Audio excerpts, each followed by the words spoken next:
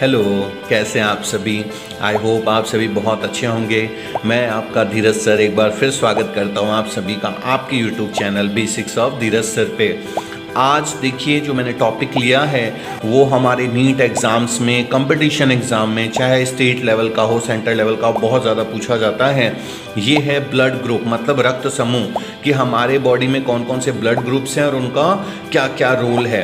तो वीडियो के लास्ट तक बने रहें, क्योंकि जो बच्चे कंपटीशन दे रहे हैं या जो अपने थ्योरेटिकल पार्ट की तैयारी कर रहे हैं, तो मैं आपको बीच बीच में क्वेश्चंस भी बताता रहूँगा कि कौन कौन से एग्ज़ाम्स में आए हुए हैं और किस तरह से आप इसको सॉल्व कर सकते हैं। और ऐसे ही ज़्यादा से ज़्यादा आप टॉपिक्स के लिए, मोटिवेशनल वीडियोज़ के लिए वीडियो अपने इस चैनल को ज़्यादा से ज़्यादा लाइक करें, सब्सक्राइब करें और ज़्यादा से ज़्यादा बच्चों तक पहुँचाएँ, ताकि उनके भी जो टिप्स हैं वो क्लियर हों।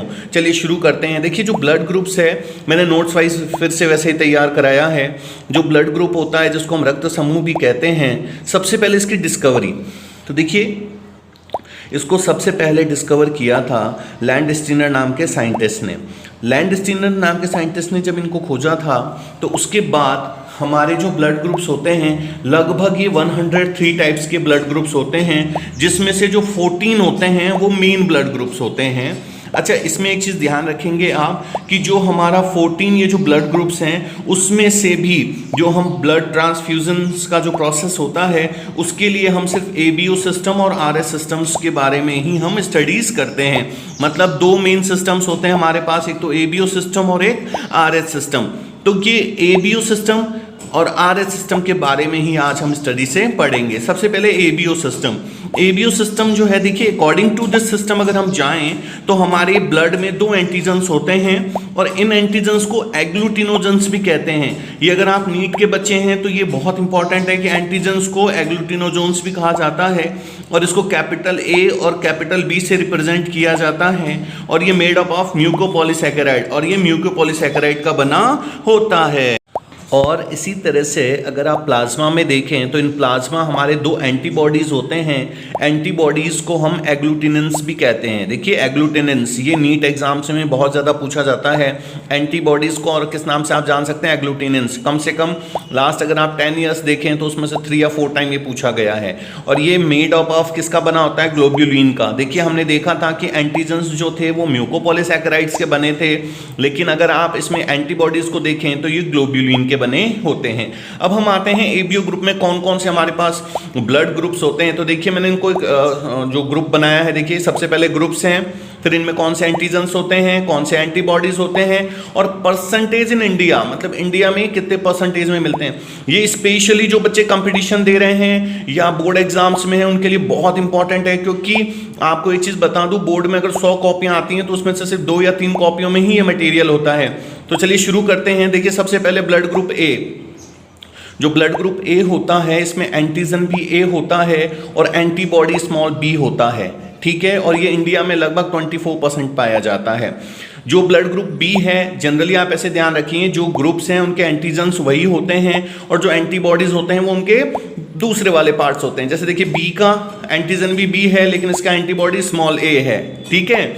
और ये जो ए बी ब्लड ग्रुप है, इसमें देखिए एंटीजन ए एंड बी है, लेकिन इसमें एंटीबॉडी एब्सेंट है। ये इसका बहुत बड़ा प्लस पॉइंट होता है, इसीलिए ए बी को हम यूनिवर्सल रिसेप्टर कहते हैं।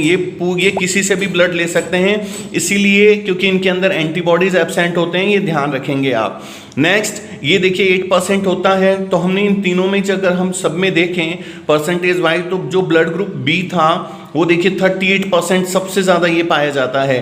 तो ये आपके काफ़ी एग्जाम्स में आते हैं, जो कंपटीशन एग्जाम देते हैं थोड़ा हायर लेवल का, कि सबसे ज़्यादा परसेंट किस ब्लड ग्रुप का होता है, तो ये आप याद रखें।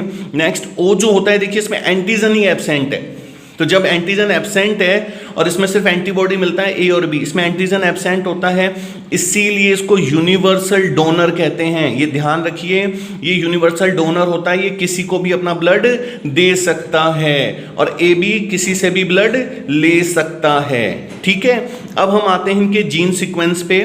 देखिए अगर आप ब्लड ग्रुप ए को देखें तो इसके 2 जीन सीक्वेंस होते हैं। इसको आप ये ए से रिप्रेजेंट कर सकते हैं या ए ओ से रिप्रेजेंट कर सकते हैं, ठीक है। ये अगर आप इनकी हेरिडिटरी की अगर इक्वेशंस बनाते हैं तो उसमें बहुत काम आता है। ब्लड ग्रुप बी है, उसके भी जीन सीक्वेंस को बी से या BO से रिप्रेजेंट करते हैं। नेक्स्ट ब्लड ग्रुप जो AB है उसको हम AB से रिप्रेजेंट करते हैं, एक ही होता है इसमें, और O में OO से रिप्रेजेंट करते हैं, इसका भी एक ही होता है। नेक्स्ट अभी जो मैंने आपको बताया था ब्लड ग्रुप O जो होता है इसको सबसे पहले डिस्कवर किया था डिकेस्टेलो ने। ये नाम याद रखिए, डिकेस्टेलो, ये बहुत बड़ा नाम है, बहुत से एग्जाम्स में आते हैं आपके। ये आप जब बहुत ये जैसे आप अभी फर्स्ट ग्रेड एग्जाम्स देंगे उसमें भी ये 3-4 बार आया हुआ क्वेश्चन है, तो अच्छे से देख लीजिए। ये डिकेस्टेलो ने ब्लड ग्रुप O को डिस्कवर किया था। अब अगर हम ब्लड ग्रुप AB, अभी मैंने बताया आपको, ये यूनिवर्सल रिसेप्टर होता है। क्यों होता है यूनिवर्सल? इसको सर्वग्राही भी कहते हैं, मतलब किसी से भी ब्लड ले सकता है ना। उसका रीजन क्या है कि इसके अंदर आप देख सकते हैं एंटीबॉडी एब्सेंट होते हैं। सेम जो ब्लड ग्रुप O है उसको हम यूनिवर्सल डोनर कहते हैं। यूनिवर्सल डोनर इसलिए कह रहे हैं क्योंकि इसके अंदर एंटीजन नहीं है, तो किसी को भी ये ब्लड दे सकता है। नेक्स्ट हम देखिए, ये तो ABO सिस्टम हो गया आपके पास, उसमें ये चार्ट आप लर्न करके रखिए। अगर आप किसी भी कंपटीशन में जा रहे हैं तो ये चार्ट आपके लिए बहुत इंपॉर्टेंट रहने वाला है, मोस्ट इंपॉर्टेंट ये चार्ट है, तो इसको आप अच्छे से कीजिए। तो ये हो गया आपका ABO सिस्टम। नेक्स्ट हमारे पास जो सिस्टम है देखिए वो है RH सिस्टम। थोड़ा सा RH सिस्टम में भी देखेंगे हम।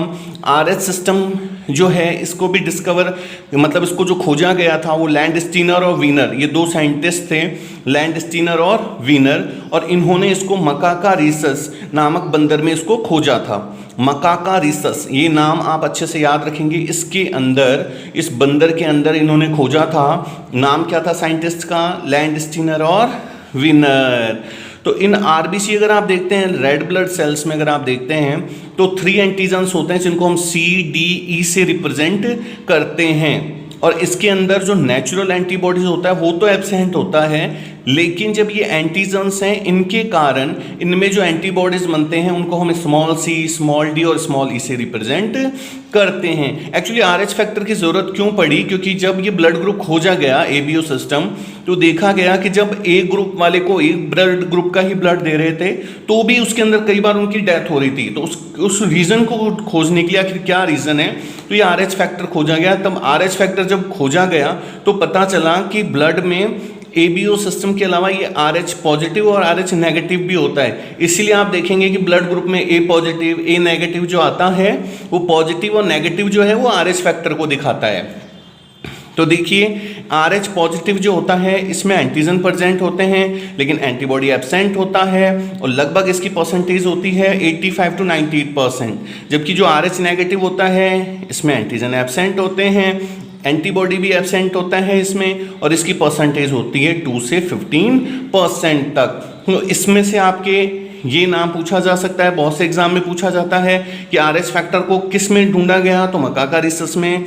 और डिस्कवरी किसने की? ये दोनों साइंटिस्ट पूछे गए। क्या नेचुरल एंटीबॉडीज प्रेजेंट होते हैं? तो नहीं होते हैं जी। तो ये इस तरह से आप अगर इसको कंप्लीट तैयार करते हैं तो ये कंप्लीट पैकेज है आपके लिए, जिसमें इससे बाहर आपके क्वेश्चंस नहीं जाएंगे। तो इसको अच्छे से कंप्लीट कीजिए। और भी मैंने बहुत सारे वीडियोस डाले हैं जो आपके बहुत काम के हैं, तो उसको आप ज़्यादा से ज़्यादा यूज़ कीजिए। और इसी तरह से इस वीडियोस को देखिए, इस चैनल को आगे बढ़ाइए, ज़्यादा से ज़्यादा लाइक कीजिए, सब्सक्राइब कीजिए, और आपके जो भी डाउट्स होते हैं तो मुझे कमेंट्स कीजिए। Thank you so much.